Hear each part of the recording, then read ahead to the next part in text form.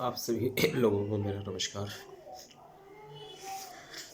अपना इंट्रोडक्शन में कल की वीडियो में आप लोगों को दे चुका हूँ। सबसे पहले तो आप लोगों को गणतंत्र दिवस की हार्दिक शुभकामनाएं। बहुत बहुत आप लोगों को बधाई हो। आज से 72 ईयर्स पहले हमारा गणतंत्र यानी कि हमारा संविधान इस देश में लागू हो चुका है। जबकि हम सेलिब्रेट 73rd करते हैं, वो मैं अभी बताऊंगा आपको कि ऐसा क्यों करते हैं। आज मैं आप लोगों से जिस टॉपिक पर बात करूंगा वो है गणतंत्र दिवस, और थोड़ा सा अपनी इंडस्ट्री के बारे में आप लोगों से बातचीत करूंगा। इसमें हमें 15 से 20 मिनट लगेंगे, तो मैं उम्मीद करता हूं कि आप लोग 15 से 20 मिनट तक मुझे सुनेंगे। सेकेंडली, मैं ये कहूँगा आप लोगों से कि मुझे उम्मीद है कि आप लोगों ने कल की वीडियो भी देख ली होगी, और अगर आप लोगों को देख के मेरी वीडियो अच्छा लगे तो कृपया अप्रिशिएट ज़रूर कीजिए। व्हाट्सएप ग्रुप में कमेंट्स ज़रूर डालिए। उससे क्या है कि हमें अप्रिसिएशन मिलती है नई नई वीडियोस बनाने की। आपके व्यूज़ नेगेटिव हैं, आपके व्यूज़ पॉजिटिव हैं, आपकी क्या सोच है, वो सब आप लोग इस ग्रुप के अंदर वीडियो देखकर डालें। हो सकता है कि आप लोग वीडियो देखकर ये सोचें कि यार 30 मिनट की वीडियो है, कौन देखेगा, 35 मिनट की वीडियो है, कौन देखेगा, 15-20 मिनट की वीडियो भी कौन देखेगा, है ना। लेकिन मैं आप लोगों को बताऊंगा कि कोई भी इंफॉर्मेशन, इम्पोर्टेंट इंफॉर्मेशन 2-4-5 मिनट में नहीं दी जा सकती। कुछ अगर बड़ा टॉपिक है 2-4-5 मिनट बात करके नहीं हो सकता पॉसिबल। वो जो बड़ा टॉपिक है वो कवरिंग होता है कम से कम 15-20 मिनट, आधा घंटा। कुछ टॉपिक ऐसे हैं जिनमें घंटों लग जाते हैं, लेकिन हम घंटों की वीडियो तो नहीं बना सकते। हम 15-20 मिनट रोज़ मिल सकते हैं। मिलने से क्या होगा 15-20 मिनट कि मैं अपनी बात रखूँगा। आप लोगों के कोई प्रश्न हो, अगर कोई क्वेश्चन हो, आप लोग पूछ सकते हैं। कोई आप लोगों के मन में डाउट उठ रहा हो, कुछ जानना चाहते हैं, आप बिल्कुल निश्चिंत होकर मुझसे पूछ सकते हैं व्हाट्सएप के माध्यम से।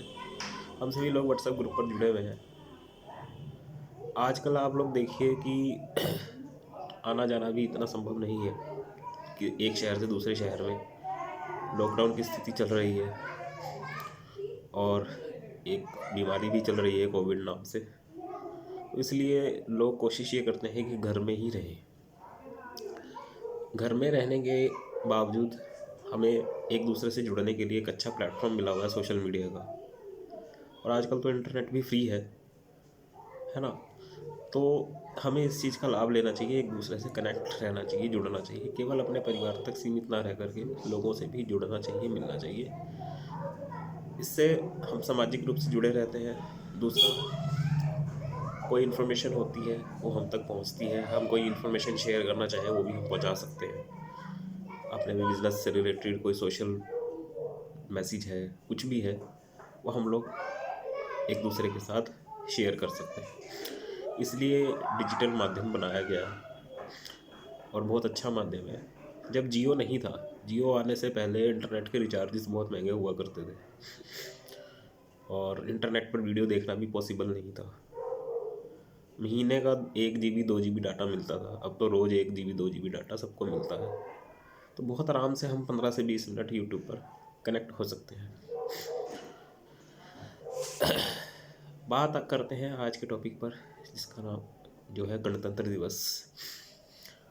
थोड़ा सा मैं आप लोगों को इन्फॉर्मेशन दूंगा, हो सकता है आप लोगों को पता हो, लेकिन कुछ इन्फॉर्मेशन है जिसके माध्यम से मैं एक मैसेज आप लोगों तक पहुंचाना चाहूँगा गणतंत्र दिवस के मौके पर। बहुत ही शुभ दिन भी है आज। वो मैसेज क्या है वो आपको आगे पता चलेगा। पहले मैं आप लोगों को कुछ इन्फॉर्मेशन शेयर करता हूँ। हमारा जो गणतंत्र दिवस है वो इसलिए मनाया जाता है क्योंकि इस दिन भारत का संविधान देश में लागू कर दिया गया था। 26 नवंबर 1949, 26 नवंबर 1949 वो दिन था जिस दिन हमने अपने इंडियन कॉन्स्टिट्यूशन को अडॉप्ट किया था, यानी कि भारत के संविधान को हमने अपनाया था। और 26 जनवरी 1950 26 जनवरी 1950 को पूरे देश में लागू कर दिया गया। और लागू करने के बाद आज 2022 है, 26 जनवरी है, 73rd हम रिपब्लिक डे सेलिब्रेट कर रहे हैं, क्योंकि फर्स्ट रिपब्लिक डे हमने 26 जनवरी 1950 को ही सेलिब्रेट कर लिया था। तब से लेकर आज तक 73 बार हम सेलिब्रेट कर चुके हैं आज को मिला के। एक्चुअल देखा जाए तो 72 ईयर्स ही हुए हैं लागू हुए। अब जो भारत का संविधान है वो जिस बंदे ने लिखा, मैं उसका बहुत बड़ा कह सकते हैं फ़ैन हूँ, उसको फॉलो करता हूँ। इसलिए फॉलो नहीं करता क्योंकि उन्होंने भारत का संविधान लिखा, फॉलो इसलिए करता हूँ कि उन्होंने जिन परिस्थितियों में भारत का संविधान लिखा वो काबिल तारीफ है। उन्हें भारत इंडियन कॉन्स्टिट्यूशन का फादर कहा जाता है, भारतीय संविधान का जनक कहा जाता है। और उन्होंने जिन परिस्थितियों में अपना जीवन व्यतीत किया है, अगर उन परिस्थितियों में आज का कोई व्यक्ति जीवन व्यतीत करे तो वो संविधान लिखना तो बहुत ही दूर की बात है, वो शायद जी भी ना पाए मुश्किल से। इतनी कठिन परिस्थितियों में उन्होंने अपना जीवन गुजारा है। आज हम लोग यहाँ रहते हैं इंडिया में, भारत में। व्हाट्सएप ग्रुप के अंदर जितने भी लोग मेरे साथ जुड़े हुए हैं, शायद ही कोई ऐसा बंदा होगा, मेरे ख्याल नहीं होगा कोई भी, जिसको किसी चीज़ की कोई दिक्कत हो। ज़रूरतें सभी की पूरी हो जाती हैं, इच्छाएं तो कहते हैं ना, ज़रूरतें तो एक भिक्षुक की भी पूरी हो जाती हैं और इच्छाएं तो बादशाहों की भी ख़त्म नहीं होती, है ना। इच्छाएं रखने को तो बहुत कुछ इच्छाएं हैं, इच्छाएं तो हमारी भी बहुत हैं। इच्छाएं तो आज तक किसी की भी पूरी नहीं हुई, कोई आया हो चाहे, ठीक है ना। लेकिन ज़रूरतें सबकी पूरी हो जाती हैं और अच्छे खासे तरीके से ज़रूरतें पूरी हो जाती हैं। आज के समय में हमें कोई दिक्कत नहीं है रोटी की, पानी की, कपड़े की, पहनने की, रहने की, आने जाने की, कहीं कोई दिक्कत नहीं है। सब आज़ादी है, हर चीज़ की फैसिलिटी है। डिजिटली हम कनेक्टेड हुए हैं, एक दूसरे से कनेक्ट हो सकते हैं, उस चीज़ की भी हमें एक फैसिलिटी मिली हुई है। तो हम ऐसा क्या करें जिससे कि हम अपने जीवन में और सुधार ला सकें, या और अच्छी ग्रोथ कर सकें, या और अच्छी सक्सेस ला सकें। आज के समय में हर व्यक्ति पैसे के पीछे भाग रहा है और वो अपने जिस काम को कर रहा है उससे संतुष्ट भी है। जो वो प्रोडक्ट्स यूज़ कर रहा है उससे खुश है, ना तो वो अपने यूज़ करने वाले प्रोडक्ट्स को बदलना चाहता है, ना अपने इनकम सोर्सेज को बढ़ाना चाहता है। इस टॉपिक पर मैं थोड़ा सा आगे बात करूँगा आपसे। पहले मैं बात कर लेता हूँ गणतंत्र दिवस के ऊपर। जो जनक हैं गणतंत्र दिवस के, जिन्होंने भारतीय संविधान लिखा है, उन्होंने जब भारतीय संविधान लिखा बचपन, वो तो बाद की बात है, बचपन में तो नहीं लिखा, लेकिन उनका जीवन कैसे व्यतीत हुआ, मतलब उनको पानी पीने की भी सुविधा बचपन में नहीं थी। और मेरे ख्याल से ऐसा कोई भी व्यक्ति नहीं है जिसको पानी पीने की सुविधा ना हो, ठीक है ना। मतलब अगर उन्हें पानी भी पीना हो तो पानी भी नसीब नहीं होता था। कुएं से पानी पीने जाते थे तो मार पड़ती थी बचपन में। घर में रहने को ढंग की जगह नहीं अच्छी, एक ही कमरा, उसमें माता पिता भी हैं, उनके भाई बहन भी हैं, वो भी हैं। बीमारियां अलग लगी हुई हैं परिवार में लोगों को, खाने को नहीं है ढंग का, पहनने को ढंग का नहीं है, आने जाने के लिए जो खर्चा लगता है वो पैसा भी उनके पास नहीं है। स्कूल पढ़ने जाते थे तो स्कूल में एंट्री नहीं थी, एंट्री मिली तो क्लास में एंट्री नहीं मिलती थी। मतलब उनकी परछाई को भी छूना लोग पाप समझते थे, जिन्होंने भारतीय संविधान को लिखा। कितने गर्व की बात है हमारे लिए कि जिसकी परछाई को भी छूना लोग पाप समझते थे, अपवित्र हो गए हम उनकी परछाई को भी छूकर। उन्होंने भारत का संविधान लिख डाला। स्कूल पढ़ने जाते थे तो जो बाकी बच्चे होते थे उन्हें बेंच पर बिठाया जाता था, क्लास के अंदर टीचर पढ़ाता था अच्छे से ढंग से, सभी लोग हर तरीके के काम कर सकते थे, लेकिन उन्हें जब पढ़ाया जाता था तो उन्हें क्लास के अंदर तो एंट्री थी ही नहीं उनकी। यार क्लास के बाहर ज़मीन पर बिठाकर उन्हें पढ़ाया जाता था, बैठने को दरी तक भी नहीं देते थे। आप सोच लीजिए कि कितनी कठिनाइयों से उन्होंने अपना जीवन गुजारा है और कितनी कठिनाइयों से उन्होंने अपनी पढ़ाई पूरी करी है। ठंड हो, गर्मी हो, सर्दी हो, बरसात हो, ज़मीन पर बैठना। उसके बाद टीचर से वो सवाल भी नहीं पूछ सकते थे बाद में। पानी पीना होता था स्कूल में, तो जो स्कूल का प्यून होता था चपड़ासी, वो उन्हें ऊपर से पानी पिलाता था। पानी के मटके को वो छू नहीं सकते थे, और जिस दिन प्यून नहीं आता था उन्हें प्यासा रहना पड़ता था। इतना बुरा हाल था उनकी पढ़ाई का, लेकिन फिर भी उन्होंने अच्छे से पढ़ाई करी। उन्होंने कभी भी ऑब्जेक्शन नहीं उठाया कि मुझे इस चीज़ की कमी है, मैं ये नहीं कर सकता। देश को आज़ाद कराने के लिए भी उन्होंने कई आंदोलन करे। अब कुछ लोग खिलाफ इसलिए भी हैं क्योंकि उन्होंने आरक्षण चला रखा था। आरक्षण इसलिए चला रखा था क्योंकि जिस समाज में वो रहते थे उस समाज को छूना भी अपवित्र मानते थे। तो इस चीज़ के खिलाफ कि हमारे समाज में भी लोग पढ़े लिखे हैं, हमारे समाज में भी लोग टैलेंटेड हैं, उन्हें भी उतना ही मौका दिया जाना चाहिए जितना बाकी लोगों को दिया जाता है, इसलिए उन्होंने आरक्षण चलाया। और लोगों ने इसका नाजायज़ फ़ायदा उठाया इस बात का कि हमें तो आरक्षण मिल जाता है, हमें तो पढ़ने की भी ज़रूरत नहीं है, चाहे टैलेंट हो ना हो, आरक्षण कोटे में भर्ती हो जाओ। ये चीज़ गलत है। ये चीज़ उन्होंने नहीं करी थी। उन्होंने कहा था कि जो टैलेंटेड है, जो पढ़ा लिखा है, जिसके अंदर काबिलियत है, वो जा सकता है आरक्षण कोटे के थ्रू हमारे समाज से, क्योंकि हमारे समाज को वो जगह, वो सम्मान नहीं मिलता था हर जगह पे जहाँ जो उन्हें मिलना चाहिए। इसलिए उन्होंने आरक्षण चलाया। दूसरी बात, ना तो उन्हें पढ़ने दिया गया, ना उन्हें पानी पीने की सुविधा दी गई, ना इलाज की सुविधा, किसी चीज़ की उन्हें सुविधा नहीं थी। पढ़ाई पूरी करने के लिए लंदन जाना था उन्हें। लंदन जाना था तो पैसे नहीं थे उनकी जेब में। उनको पता चला कि जो उनकी चाची जी हैं उनके पर्स में कुछ पैसे हैं। 4 रातों तक वो इसी इंतज़ार में रहेगी वो पर्स हाथ लग जाए, लेकिन वो नहीं लगा। चौथी रात जब उनके हाथ में पर्स लगा, उसमें उतने पैसे ही नहीं थे कि जिससे कि वो विदेश जा सके। उन्होंने पर्स वापस रख दिया। फिर उन्होंने किसी तरह से जुगाड़ करके, इंतज़ाम करके, जैसे कहते हैं ना आज की भाषा में जुगाड़ करके, बड़ी मुश्किल वो विदेश गए, वहाँ से पढ़कर लौटे, अच्छी पढ़ाई करके अच्छी पोस्ट पर लौटे। जब यहाँ आए तो एक अच्छी पोस्ट पर उनको जॉब मिली, लेकिन अभी तक भी उनका इस चीज़ से पीछा नहीं छूटा था कि वो अछूत है।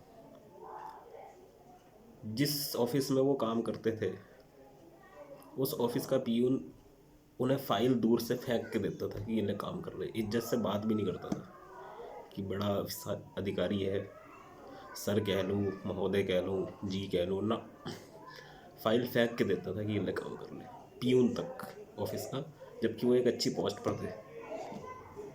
उन्होंने झेला सब कुछ। बहुत कोशिशों के बाद, बहुत परेशानियां झेलने के बाद जब वो पढ़ लिख गए, विवाह उनका कम उम्र में हो गया। बीमारी के कारण उनकी पत्नी भी चली गई। उनके बच्चे थे, सारे चले गए, एक रह गया। फिर उन्होंने भारत का संविधान लिखने का निश्चय किया, जो कि 2 साल 11 महीने 18 दिन में कंप्लीट हुआ। और 26 नवंबर सन 1949 ईयर 26 नवंबर को संविधान कंप्लीट हुआ और इंडिया ने उसे स्वीकार किया, अपनाया। The Indian constitution adopted at 26 November 1949 written by the Baba Saheb, जिन्हें हम कहते हैं डॉक्टर BR अम्बेडकर। जब मैंने उनकी जीवनी पढ़ी तो मुझे लगा कि यार हमें तो किसी चीज़ की कमी नहीं है, हम तो बहुत कुछ कर सकते हैं। इसलिए मैंने कल आपसे कहा था कि सेशन आज का लंबा हो सकता है, क्योंकि उनके बारे में बोलना ही बहुत बड़ी बात है। आज लोग उन्हें बाबा साहब कहते हैं। मैं इसलिए उनका फ़ैन नहीं हूँ कि उन्होंने भारत का संविधान लिखा, मैं इसलिए उनका फ़ैन हूँ क्योंकि जिन परिस्थितियों में उन्होंने भारत का संविधान लिखा वो वाकई काबिल तारीफ़ है। वो कोई ही बहुत ही मतलब कहते हैं सदियों में कोई ही एक पैदा होता है जो ऐसा काम करके जाता है। ना सिर्फ उन्होंने भारत का संविधान लिखा, बल्कि जब देश की पहली सरकार बनी भारतीय कैबिनेट में भारतीय संविधान का अध्यक्ष भी उन्हें नियुक्त किया गया। ये बहुत गर्व की बात है कि जिस बच्चे को बचपन में पानी तक ना पीने दिया गया, वो उसने बड़े होकर भारत का संविधान लिखा। और ना सिर्फ संविधान लिखा, संविधान कमेटी का अध्यक्ष भी बनाया गया और देश में वो सम्मान पाया जो आज तक उनके समाज में किसी को नहीं मिला। लोग उन्हें आज बाबा साहब कहते हैं। उनका नाम है doctor BR Ambedkar, doctor Bhimrao Ambedkar. मेरी आप लोगों से गुजारिश है कि उनके बारे में, उनकी जीवनी, उनका इतिहास एक बार आप इंटरनेट पे जाके पढ़िएगा ज़रूर। यूट्यूब पे भी आपको उनकी वीडियोस मिल जाएंगी, गूगल पर उनके बारे में सब कुछ लिखा मिल जाएगा। ग्रेट पर्सन, ग्रेट पर्सनैलिटी थे वो, महान व्यक्तित्व वाले व्यक्ति थे। और सबसे ऐसा नहीं है कि भारत का संविधान लिखा, सबसे बड़ी बात है एशिया कंट्री, एशिया जो महाद्वीप है उसमें जितने भी देश आते हैं, सबसे बड़ा संविधान भारत का है। भारत से बड़ा संविधान किसी और दूसरे देश का है ही नहीं। सबसे बड़ा संविधान लिखा, ना सिर्फ लिखा, उसे लागू करवाया, एडॉप्ट करवाया भारत में। ये कितने गर्व की बात है हमारे लिए और उनके लिए भी। हमें इस कहानी से मैसेज ये मिलता है कि जिस बंदे को पानी पीने ना दिया गया हो, जिस बंदे को पढ़ाई न करने दी गई हो, पढ़ने तक की सुविधा ना मिली हो, वो बंदा जब भारत का संविधान लिख सकता है तो हम तो बहुत कुछ कर सकते हैं। मैं ये नहीं कह रहा कि काम धंधा छोड़ के जो है देश की सेवा में लग जाओ। मैं सिर्फ इतना कह रहा हूँ कि अगर हम थोड़ी सी ह्यूमैनिटी भी रख दें अपने अंदर तो भी बहुत कुछ कर सकते हैं। जैसे कि अगर हम थोड़े से कैपेबल हैं तो किसी ज़रूरतमंद की हम सहायता कर सकते हैं, जो कि हम आजकल नहीं करते। ठीक है ना? अगर आप लोग कैपेबल हैं तो किसी बच्चे को पढ़ने स्कूल भेजिए। ठीक है ना? हो सकता है कोई बच्चा ऐसा हो जो पढ़ना चाहता हो, पैसों की कमी के कारण ना पढ़ रहा हो। कुछ लोग ऐसे होंगे जिन्होंने काफ़ी दिनों से खाना ना खाया हो। 20% लोग भारत में ऐसे बहुत हैं, गरीबी रेखा के नीचे जीवन यापन करने वाले लोग हैं।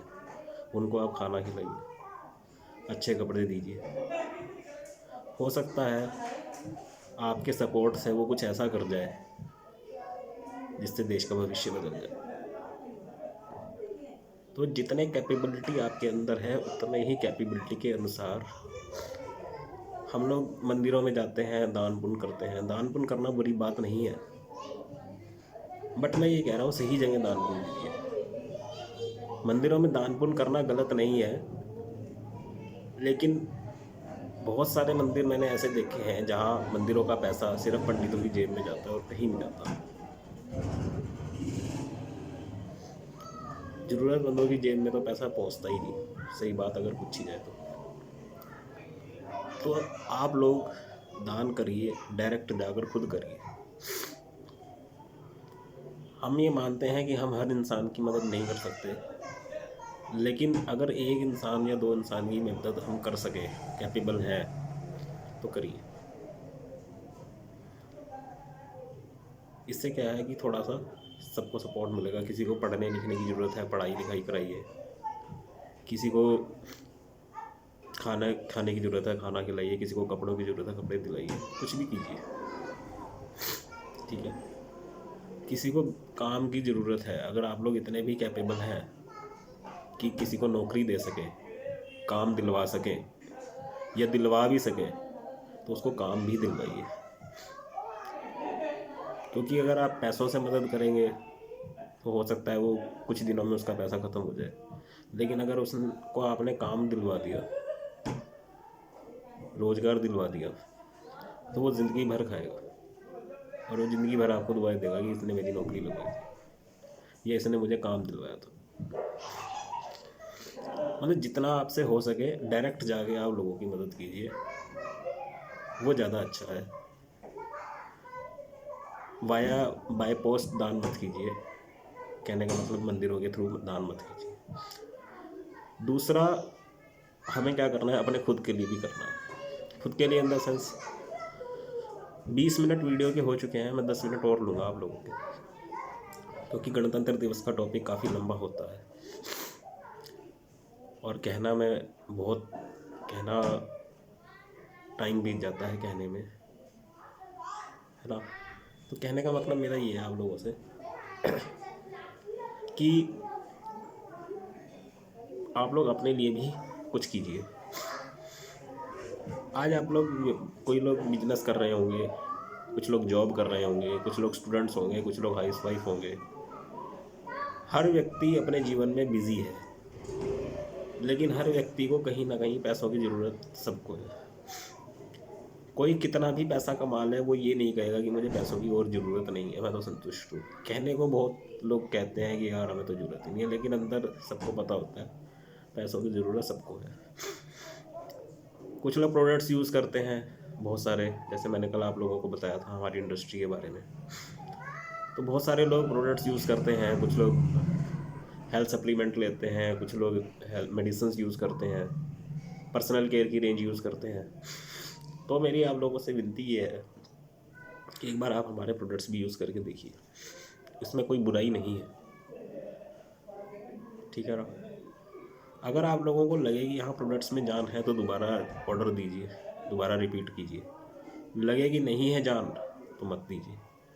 वो भी ऐसे प्रोडक्ट्स आप लोग यूज़ कीजिए जिन प्रोडक्ट्स की आप लोगों को ज़रूरत हो। कोई ऐसा नहीं है कि मैं ज़बरदस्ती कह रहा हूँ कि यही प्रोडक्ट आपको लेना पड़ेगा, ऐसा भी कुछ नहीं है। जिस प्रोडक्ट की, जिस चीज़ की आपको ज़रूरत है, केवल वही चीज़ आप लीजिए, उसके अलावा कुछ मत लीजिए। प्रोडक्ट्स की जानकारी PDF फाइल आप लोगों को व्हाट्सएप पर मिल जाएगी। प्रोडक्ट्स की जो रेट लिस्ट है, कौन सा प्रोडक्ट कितने रुपए का है, वो भी आप लोगों को व्हाट्सएप पर डाल दिया जाएगा। उससे क्या होगा कि आप लोगों को पता चल जाएगा कि कौन कौन से प्रोडक्ट्स हैं। कुछ प्रोडक्ट्स की वीडियोज़ हैं, वीडियोज़ डलती रहेंगी टाइम टू टाइम। कुछ प्रोडक्ट्स की फ़ोटोज़ हैं, फ़ोटोज़ भी टाइम टू टाइम डलती रहेंगी। कुछ मैंने डाली भी हैं, ठीक है ना। आज मैंने देखा काफ़ी लोगों ने मैसेज करा है, मुझे बहुत अच्छा लगा। आप लोगों का बहुत बहुत धन्यवाद। तो इसी तरीके से आप लोग करते रहिए, मैसेजेस पोस्ट करते रहिए, अच्छी पोस्ट करिए। पोस्ट ऐसी होनी चाहिए जो इन्फॉर्मेशनल हो, मीनिंगफुल हो, काम की हो। ऐसी कोई भी पोस्ट मत कीजिए जिसका कोई मीनिंग ना हो, जो काम की ना हो। पोस्ट किसी भी कैटेगरी की हो सकती है, किसी भी चीज़ से रिलेटेड हो सकती है, बट काम की होनी चाहिए। बेकार की बेमतलब की पोस्ट मत कीजिएगा, बस इतनी सी मेरी गुजारिश है आप लोगों से। और चाहे आप किसी भी तरह की पोस्ट कीजिए, ठीक है। किसी का कोई बर्थडे है, किसी की कोई जन्मदिन है, एनिवर्सरी है, कुछ भी है, आप लोग यहाँ सेलिब्रेट कर सकते हैं व्हाट्सएप पर, उसको शुभकामनाएं दे सकते हैं। एप्रिसिएशन करने से, विशेस देने से सबको अच्छा लगता है, ठीक है। हर तरह की पोस्ट आप यहाँ पे कीजिए, कोई दिक्कत नहीं है, बट मीनिंगफुल होनी चाहिए, काम की होनी चाहिए। ऐसा भी मत कीजिए कि फ्लड ही आ जाए ग्रुप के अंदर, है ना। फ्लड भी ना आना चाहिए। थोड़ा टाइम टू टाइम करते रहिए पोस्ट। दूसरा, मैं आप लोगों से ये कहूँगा कि आप लोग कुछ प्रोडक्ट्स यूज़ करके देखिए। अगर आप लोगों को प्रोडक्ट्स में जान लगे तो मैं आप लोगों को फिर प्रोडक्ट के बारे में भी बताऊँगा। प्रोडक्ट्स की इन्फॉर्मेशन आप लोगों को ग्रुप में मिल जाएगी। सेकेंडली, मैं आप लोगों से ये कहना चाहता हूँ, आप लोग ग्रुप में आगे बने रहिए। बने रहने से आप लोगों को और इन्फॉर्मेशन और अच्छी जानकारियाँ आप लोगों को मिलती रहेंगी, ठीक है। ठीक है। रही बात इंडस्ट्री की, इंडस्ट्री क्या है, कैसे काम करती है, हमारी कंपनी की प्रोफाइल क्या है, प्रोडक्ट्स की जानकारी तो खैर व्हाट्सएप पे मिलती रहेगी आपको। ये सारी details time to time WhatsApp पर आपको मिलती रहेगी, कुछ मेरी वीडियोस से मिलती रहेगी। आज का सेशन, आज के वीडियो, आज का टॉपिक मैं यहीं ख़त्म करना चाहूँगा, क्योंकि वीडियो लंबी हो चुकी है 25 मिनट की, और मैं नहीं चाहता कि आप लोगों का टाइम ख़राब हो, ज़्यादा लंबी वीडियो भी आप लोग ना सुने। कल हम फिर मिलेंगे, 15 से 20 मिनट भी हो सकते हैं, 20 से 30 मिनट भी हो सकते हैं, लेकिन मैं आप लोगों से ये ज़रूर कहूँगा कि 30 मिनट से ऊपर मैं नहीं लूँगा आप लोगों के। 30 मिनट मैक्सिमम रहेगा 30 मिनट से ऊपर 1 मिनट भी किसी भी वीडियो में नहीं जाएगा। दूसरी बात, आप लोगों से मिलकर अच्छा लगा, व्हाट्सएप पर अच्छा लगता है, रोज़ हम मिलते रहें, ऐसी ईश्वर से प्रार्थना है। कल हम जो टॉपिक पर बात करेंगे कि what is direct selling industry. जिस इंडस्ट्री में मैं काम करता हूँ वो इंडस्ट्री है क्या, वो लीगल है या नहीं है, कल हम इस टॉपिक पर चर्चा करेंगे। रोज़ मैं आप लोगों को आने वाले दिन में किस टॉपिक पर चर्चा करेंगे उसके बारे में आप लोगों को बताता रहूँगा। कल हम चर्चा करेंगे कि what is direct selling industry, direct selling industry क्या है, कैसे काम करती है, भारत में लीगल है या नहीं है, उसके अंदर कौन कौन सी कंपनीज काम करती हैं, और अगर हमें डायरेक्ट सेलिंग इंडस्ट्री स्टार्ट करनी है, डायरेक्ट सेलिंग इंडस्ट्री में काम करना है, तो हमें किस कंपनी के अंदर काम करना चाहिए, कौन सी कंपनी चुननी चाहिए, उसके क्या पैरामीटर्स होते हैं कंपनी के, ये मैं आप लोगों को कल वीडियो में इसी टॉपिक पर बात करेंगे। तब तक के लिए आप लोग अपना ध्यान रखिए, सोशल डिस्टेंसिंग मेंटेन रखिए, मास्क लगा कर रखिए। आजकल मैंने देखा है लोग रोड पर घूमते हैं, दुकानों पर शॉपिंग करने जाते हैं, ट्रैवलिंग करते हैं, ट्रेनों में, बसों में बिना मास्क के करते हैं। तो कृपया ऐसा मत कीजिए, क्योंकि इससे दोबारा से बीमारी उत्पन्न हो सकती है। तो मास्क कृपया लगा कर रखिए जब भी घर से बाहर निकलें। ज़रूरी काम हो तो ही घर से बाहर निकलें, अदरवाइज़ अवॉइड करें घर से बाहर निकलना। लोगों को रहने के लिए घर नहीं मिलते, जिनके पास है वो घर में टिक के नहीं बैठते। अंत में मैं यही कहूँगा एक लाइन, फिर आप लोगों से विदा लूँगा, कि किसी ने लिखी गीता किसी ने कुरान लिख डाला, किसी ने लिखी गीता किसी ने कुरान लिख डाला, और जिसे ना भेजा गया पढ़ने स्कूल उसने भारत का संविधान लिख डाला। उनके चरणों में मेरा सादर प्रणाम, बाबा साहब के चरणों में। आप सभी लोगों को गणतंत्र दिवस की हार्दिक शुभकामनाएं। फिर से कल फिर मिलेंगे आप लोगों से, तब तक अपना ध्यान रखिए। आप सभी लोगों को मेरा नमस्कार।